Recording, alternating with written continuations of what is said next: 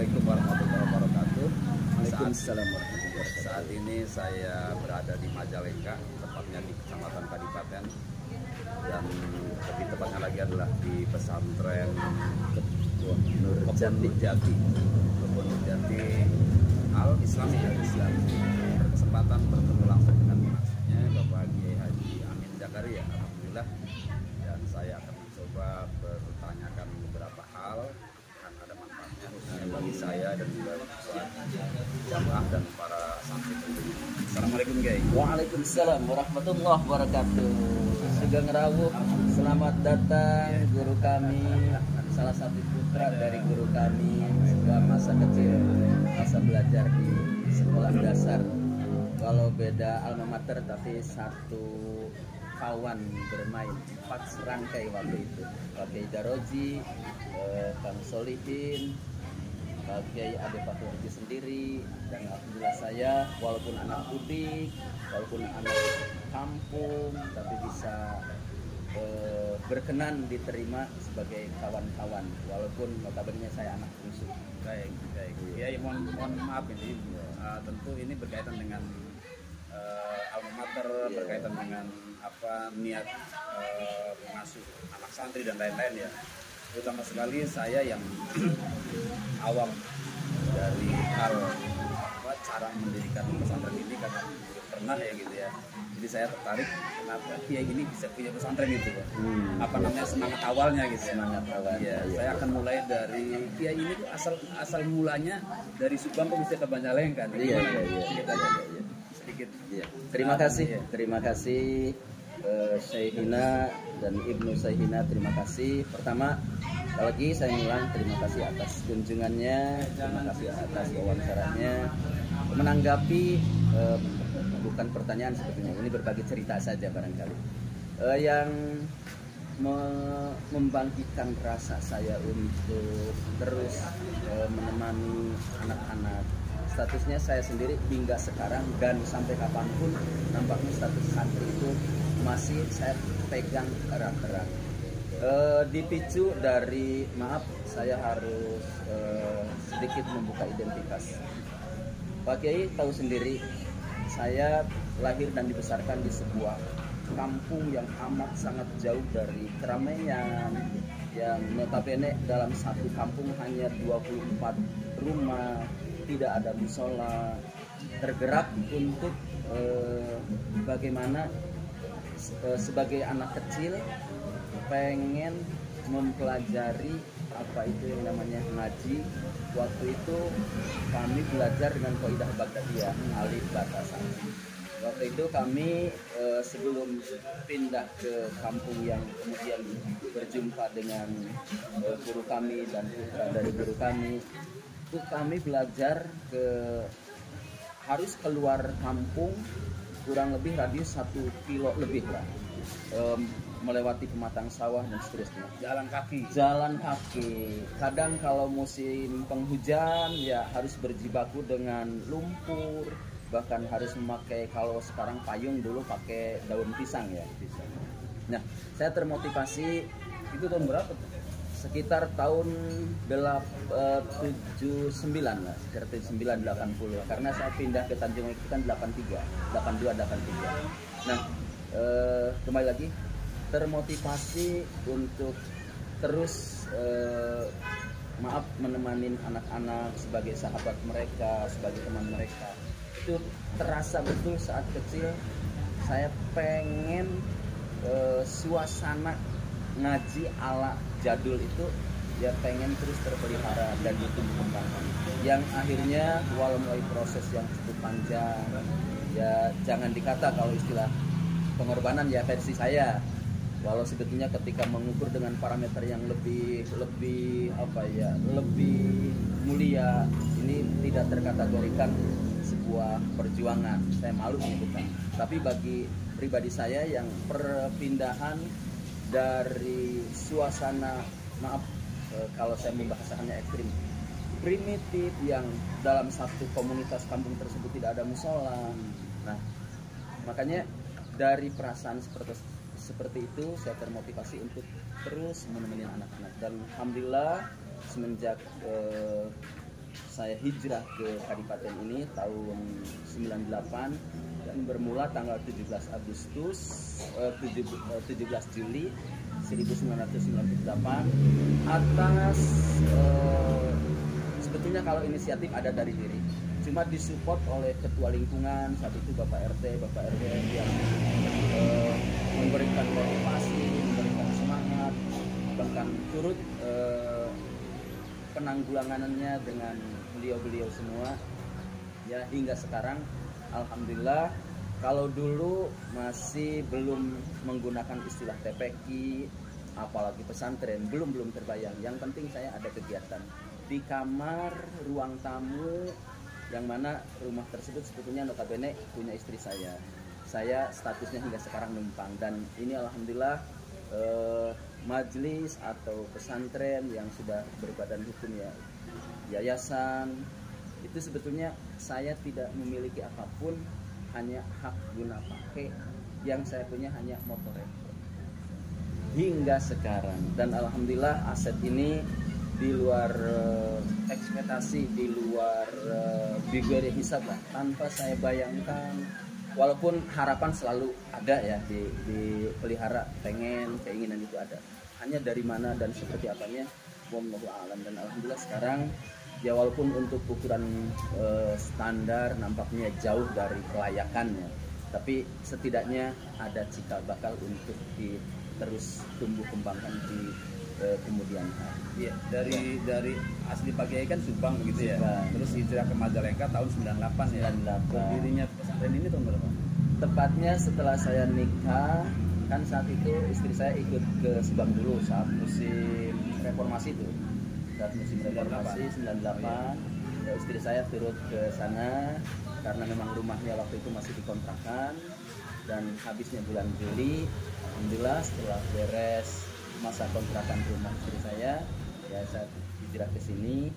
Dan tidak lama dari setelah saya mukim, ya dikatakan mukim, yang tadi saya utarakan, yang tadi saya sebutkan, ketua lingkungan, Bapak RW, Bapak Kadus mensupport untuk bagaimana menghidupkan budaya belajar ngaji untuk anak-anak. Jadi tepatnya tahun 98 sudah berdiri. Oh belum. Jadi berdirinya tahun ini majelis ini berdiri tahun 2020 baru kemarin. 2020. Namanya nama awal itu kami menunjuk kepada musola yang ada di lingkungan, namanya Al Hidayah, Majelis Taklim Al Hidayah. Kemudian hari jadi TPQ Al Hidayah. Kemudian lantaran di Al Hidayah ini kami statusnya sebagai jamaah, dan ketika melayani kegiatan belajar mengajar di Majelis Taklim di TPQ-nya harus ada tempat yang istilahnya lepas gitu, tanpa ada beban, tanpa ada rasa malu kepada masyarakat, kepada lingkungan.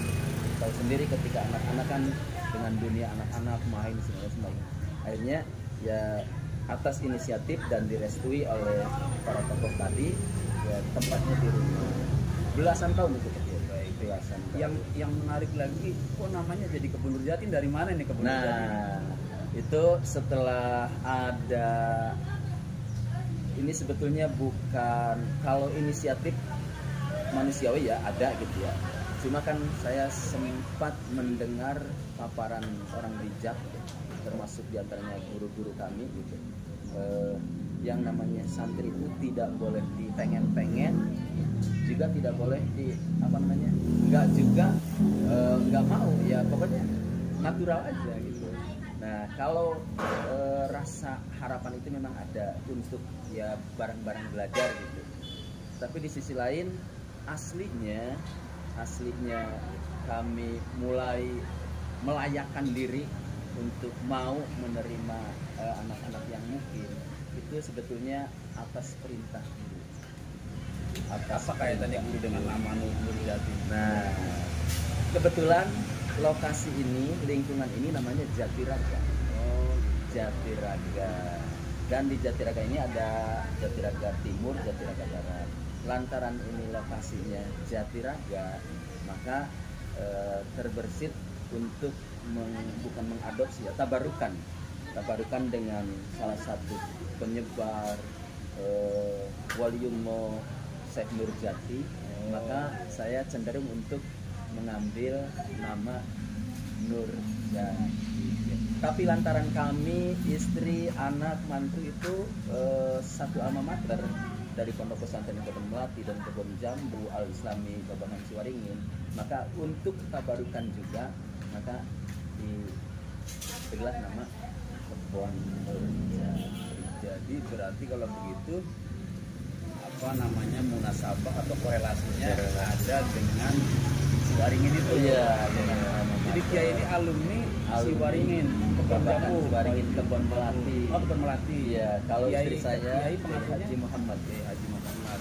Tahun berapa tuh jadi santri, berapa lama? Saya mulai masuk, ingat saja saat itu pertama sekali tanggal 28 Agustus 1985, kalau nggak salah waktu hari Rabu. Ingat betul saya, pagi-pagi berangkat dari Kampung Tanjung Wangi menuju Pasar Wates untuk naik elep itu jalan kaki. Ayah saya yang manggul beras, saya yang manggul kardus, pakai sendal baru, namanya sendal lirik.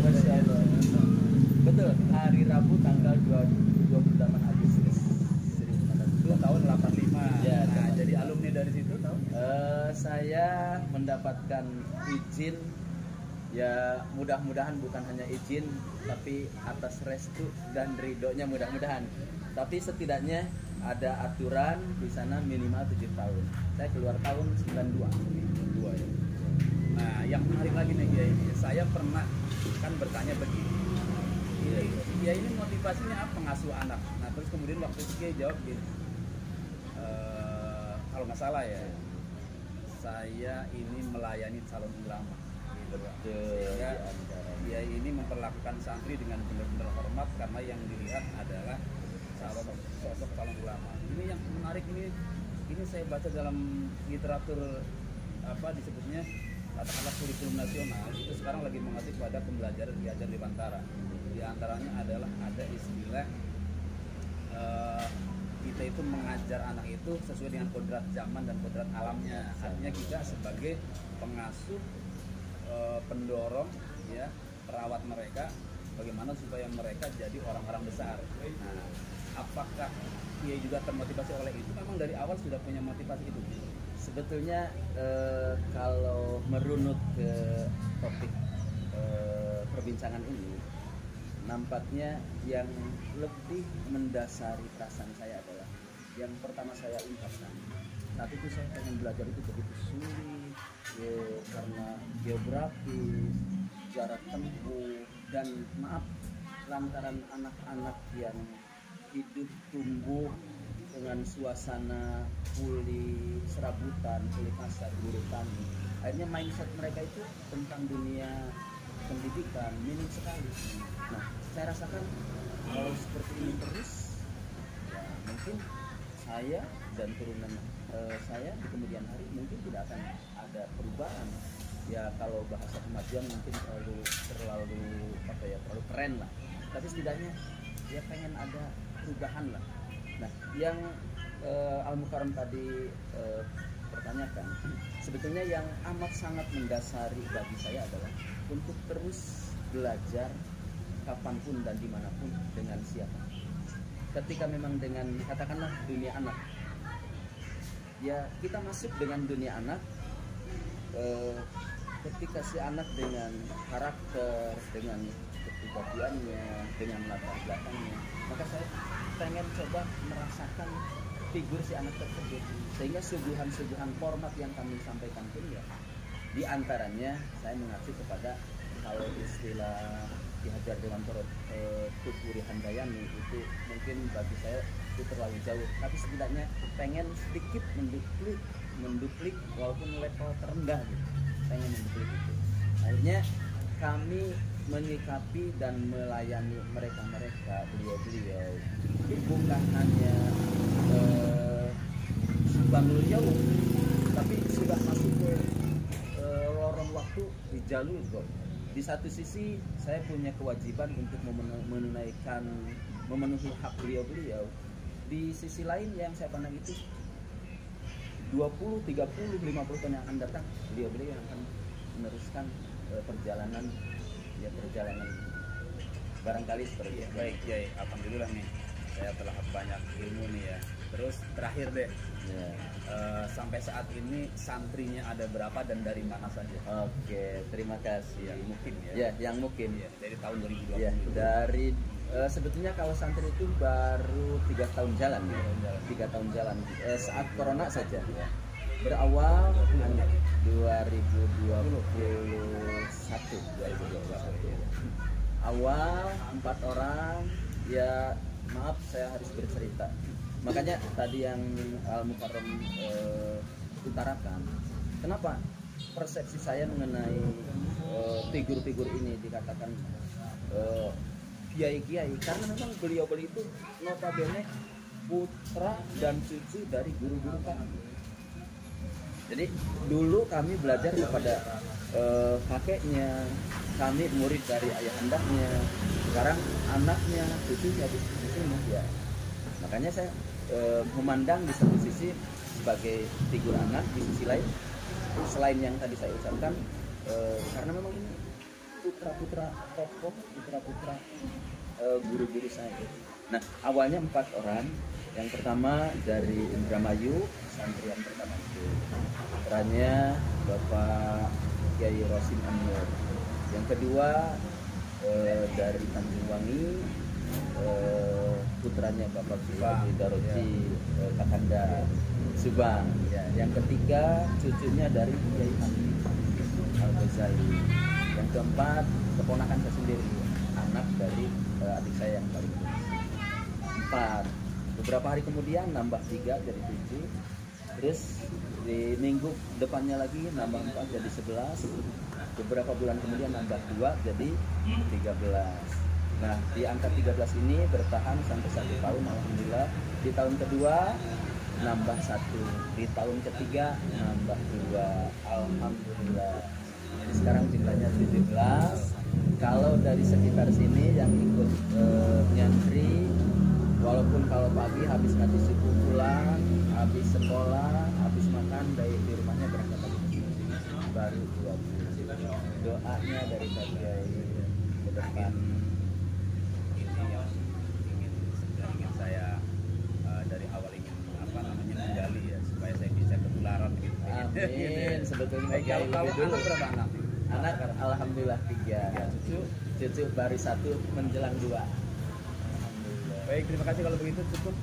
Mohon doanya supaya kami bisa mengikuti jejaknya dan supaya umat Islam ini, umat Rasulullah ini bertambah, ya, bertambah kualitas dan kuantitasnya terutama ya, supaya mereka kenal Allah, kenal Rasulnya, dan itu adalah bertanggung jawab. Mohon doanya kayak ya. Sama-sama, saya yang mesti mohon doanya kepada Pak Kiai. Doaul musafir mustajab. Nah, mangga. Bismillahirrahmanirrahim. Allahumma shalli ala